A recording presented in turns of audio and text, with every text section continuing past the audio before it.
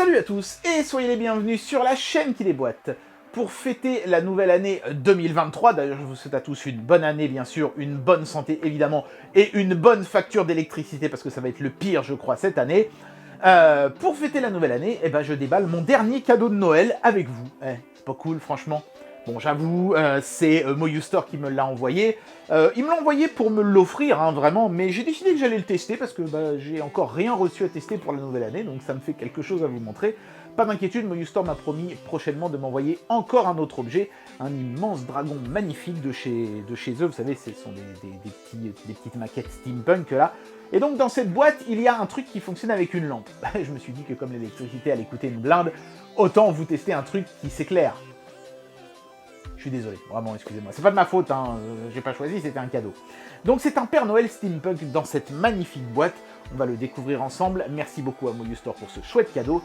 C'est parti pour le petit test, la petite ouverture, le petit unboxing et la petite découverte de ce chouette petit Père Noël steampunk. On y va. Regardez-moi comme la boîte est jolie, on dirait que ça a été offert par un de mes proches. On peut même marquer sur la petite étoile ici, de la part de machin, pour machin. Ils ont tout prévu. Ça fait vraiment cadeau de Noël, c'est très très joli. On saura néanmoins que ça vient de chez Moyustor et que ça contient une de leurs maquettes métalliques, parce qu'il y a des étiquettes sur le côté ici qui trahissent un petit peu la présence de ce genre d'objet. Alors on voit plein de petits modèles ici sur le côté. Un scorpion, je sais pas ce que c'est, ça, un caméléon, j'ai l'impression, une guêpe.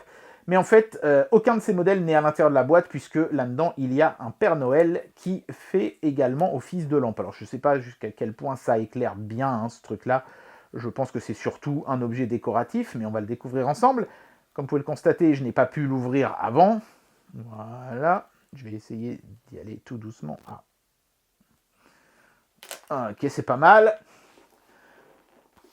Hop. Alors, il y a la même étiquette de l'autre côté, hein, donc voilà, du coup, ça fait comme une charnière. Oh, regardez-moi ça, comme c'est magnifique, c'est encore presque plus joli à l'intérieur qu'à l'extérieur. On a la notice de montage qui est sur papier glacé, qui est de belle qualité. C'est mieux que ce qu'on avait sur le petit calendrier avec les 7 insectes. Donc, vous pouvez voir ici oui, j'aime beaucoup dire 7 insectes, on m'a fait la remarque, alors que 7 finit par un T, donc on devrait dire 7 insectes.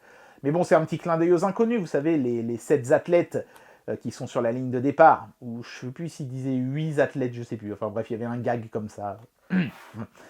Voilà, c'est un petit clin d'œil. Ok, donc là pour le moment, c'est pas vraiment des instructions de montage, c'est plutôt des mises en situation, mais l'objet a l'air vraiment super sympa. Et donc voilà, le montage il est juste après. Comme toujours sur ce genre de truc, il y a énormément de choses à faire, donc écoutez, tout ça évidemment, je vais le faire hors caméra. Je sais même pas si je vais vous mettre un accéléré, hein, parce que ça risque d'être un petit peu délicat. Oh, je vais voir.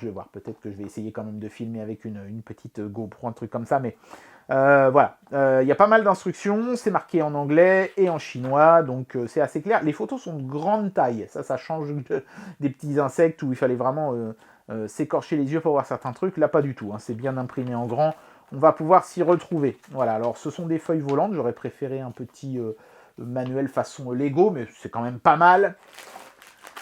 Comme toujours, on a un sachet avec des outils, un tournevis avec un gros manche pour une fois, une pince et une petite clé multiple. Voilà, donc c'est vraiment les outils de base. Je ne sais pas pourquoi ils ont mis un long tournevis comme ça. Est-ce que certains éléments nécessitent d'aller profondément dans le modèle? C'est possible.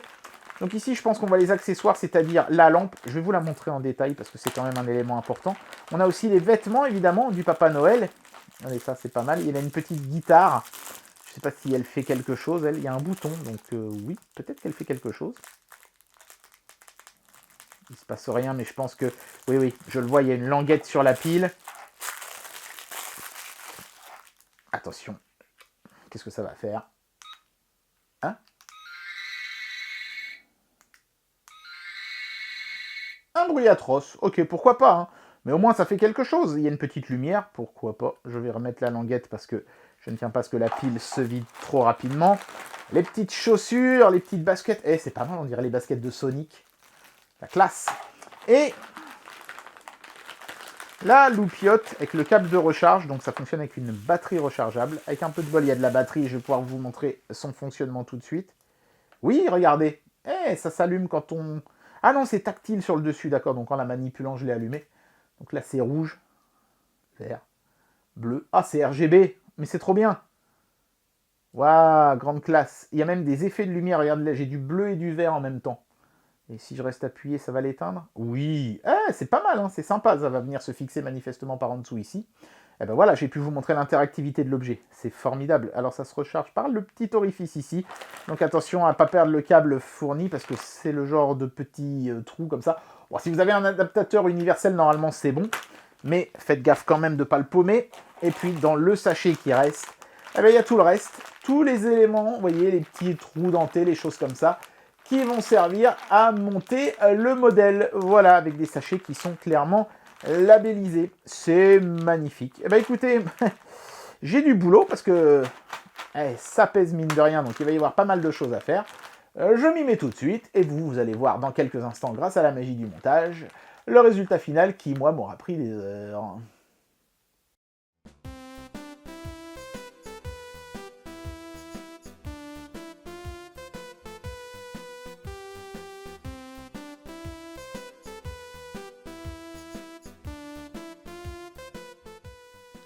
Et voilà ce que donne le produit fini. Ah, c'est super sympa, franchement.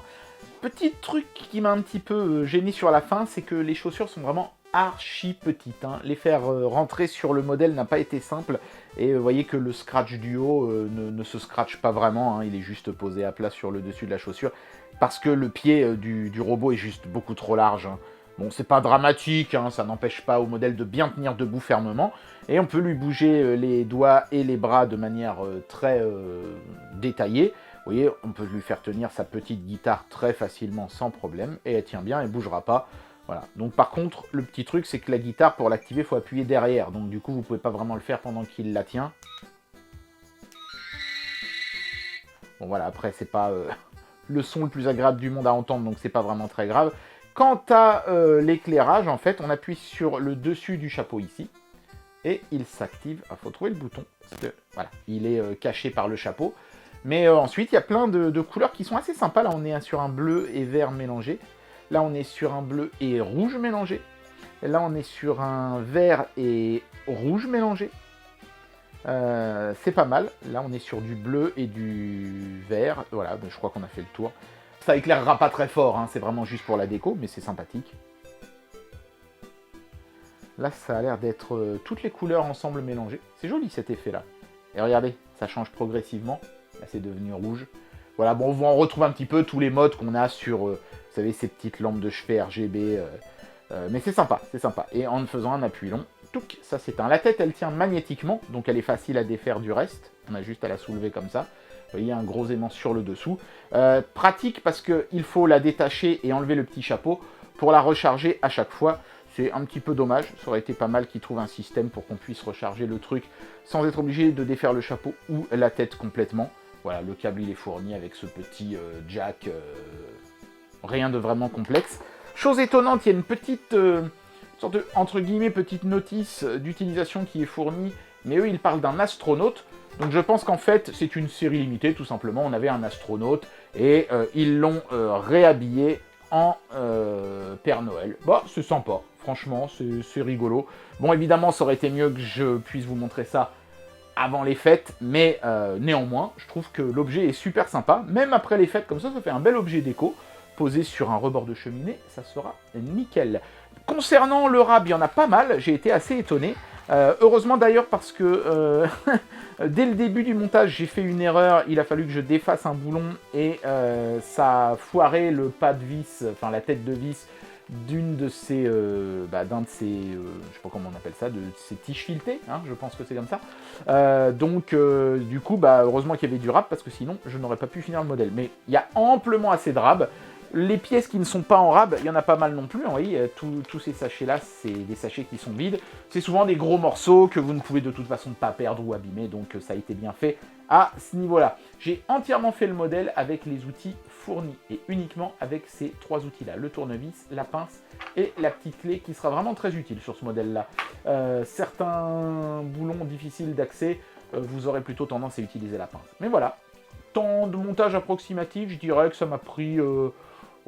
2 heures et demie à peu près en faisant quelques erreurs, donc en étant obligé de revenir en arrière. Les plus aguerris d'entre vous pourront peut-être même le faire en moins de 2 heures. Ça se fait assez vite, on fait d'abord les jambes, ensuite on fait les bras, ensuite on fait les jambes, le corps, les bras, et ensuite tout vient s'assembler sur la dernière page.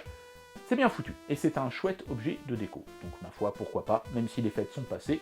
Je ne sais pas s'ils feront un prix, vous irez voir, hein, sur la description de la vidéo, il y aura le lien pour l'acheter, est-ce qu'ils feront un prix après les fêtes, vu que c'est un petit peu hors saison. Allez faire un tour et vous verrez bien. En tout cas, merci à Moyu Store de m'avoir envoyé ce petit modèle, il est super trognon, j'aime beaucoup.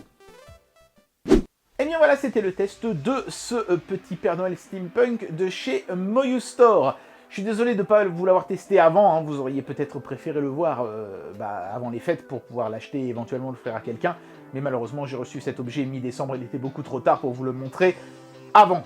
J'espère en tout cas que cette vidéo vous aura plu. Et moi, je vous dis à très bientôt pour un prochain test. Allez, tchuss!